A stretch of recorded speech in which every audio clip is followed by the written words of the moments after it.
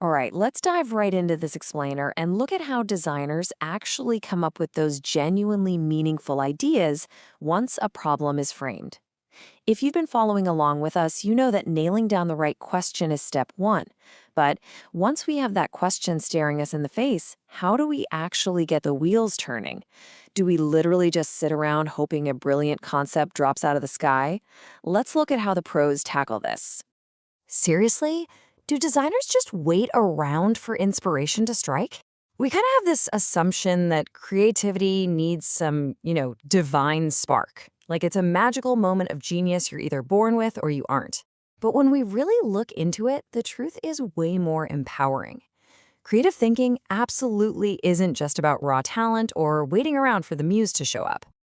It's time to completely bust the myth of the sudden light bulb moment. We've got to let go of this idea of waiting for a sudden burst of inspiration. The reality, true creativity is a muscle. It's a skill you develop through deliberate practice, nonstop curiosity, and really systematic exploration. It's an active process, guys, not a passive waiting game. So, what does this active process actually look like? At its core, creative thinking is just the ability to see possibilities that everyone else overlooks, simply by looking at familiar problems from a totally fresh perspective. And it doesn't even start with sketching or drawing. For a professional designer, it kicks off way earlier, with just intense curiosity. They're asking the right questions, connecting completely random concepts, and exploring a bunch of possibilities before committing to a single path. To see how this plays out, imagine someone asks you to design a chair. Your very first thought might just be a standard four-legged chair. If you're picturing one of those classic stackable plastic chairs we see at literally every single street food stall across India, hey, that's a perfectly fine start. It gets the job done, right? But it's kind of like using duct tape to fix a leaky pipe. The easiest solution is rarely the most innovative. It's really just the baseline.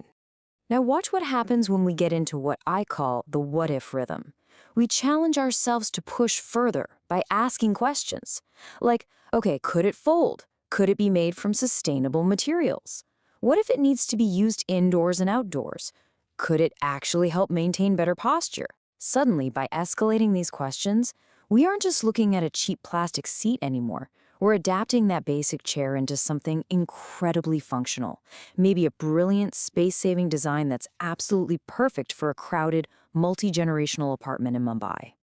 Let's apply this exact same structured thinking to a totally different scenario. One pretty much every student knows all too well. Yep, the everyday struggle of lugging around a heavy, bulky backpack. Our challenge here is super simple, improving the experience of carrying study materials. Now, the typical first thought that pops into our heads is usually, hey, let's just add more compartments. Which, yeah, it's practical. It's definitely a useful improvement. But just like our basic four-legged chair, professional designers know they have to look way beyond this obvious first fix. They can't just stop there. So we keep pushing. We keep asking questions to uncover entirely new solutions.